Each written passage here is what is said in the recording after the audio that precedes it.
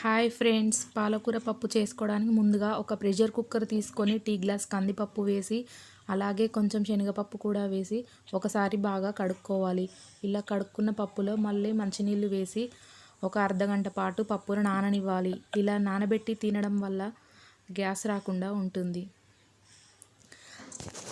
ఇలా నానిన కందిపప్పులో రుచికి సరిపడా కారానికి పచ్చిమిర్చి అలాగే మామిడికాయ ముక్కలు కూడా వేసుకోవాలి.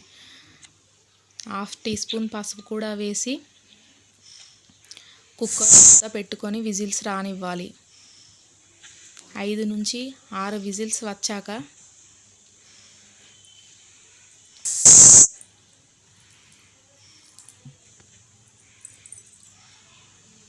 పప్పు బాగా మెత్తగా ఉడికించుకోవాలి. విజిల్స్ అన్నీ అయిపోయాక స్టవ్ ఆఫ్ చేసుకొని ప్రెషర్ అంతా పోయే వరకు ఉంచుకోవాలి. ప్రెషర్ అంతా వెళ్ళిపోయాక ఒకసారి మూత తీసి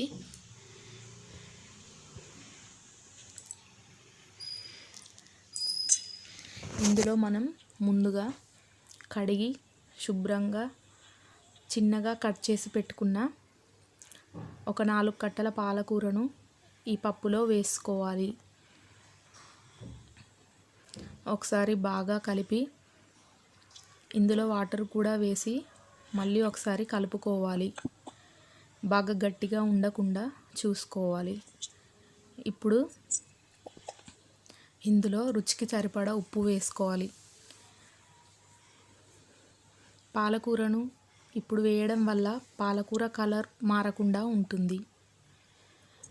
బాగా మిక్స్ చేసుకొని మూత పెట్టి ఒక 5 నిమిషాలు బాగా ఉడకనివ్వాలి. ఇప్పుడు ఉడికిన పప్పును స్టవ్ ఆఫ్ చేసుకొని కొంచెం మెత్తగా మెదుపుకోవాలి. పచ్చిమిర్చి కూడా నలిగేటట్టు. ఇప్పుడు పోపు కోసం స్టవ్ వెలిగించి వేరొక గిన్నె పెట్టుకొని అందులో 2 టేబుల్ స్పూన్ ఆయిల్ వేసుకొని 1/2 టీ స్పూన్ ఆవాలు, 1/2 టీ స్పూన్ జీలకర్ర వేసి వేగనివ్వాలి.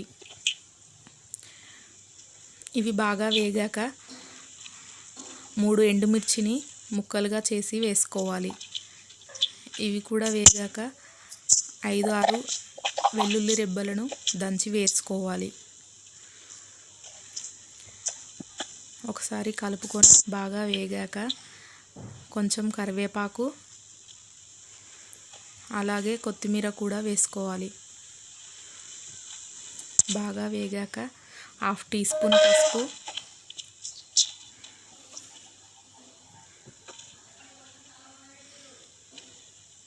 పసుపు వేసి బాగా కలుపుకొని పోపు బాగా వేగాక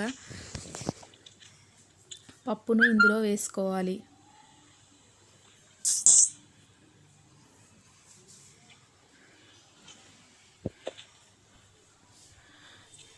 ఇప్పుడు ఇలా కలుపుకున్న పోపునంతా పప్పులో వేసుకొని ఒకసారి బాగా కలుపుకుంటే పాలకూర పప్పు రెడీ. చాలా రుచిగా ఉంటుంది. చపాతీలోకైనా, అన్నంలోకైనా, పూరీలోకైనా కూడా బాగుంటుంది. ఇప్పుడు ఈ పప్పుని సర్వింగ్ ప్లేట్లోకి తీసుకుంటే పాలకూర పప్పు రెడీ. ప్లీజ్ ఫ్రెండ్స్, నా ఛానల్ని సబ్స్క్రైబ్ చేయండి ఫ్రెండ్స్. Like, share, subscribe.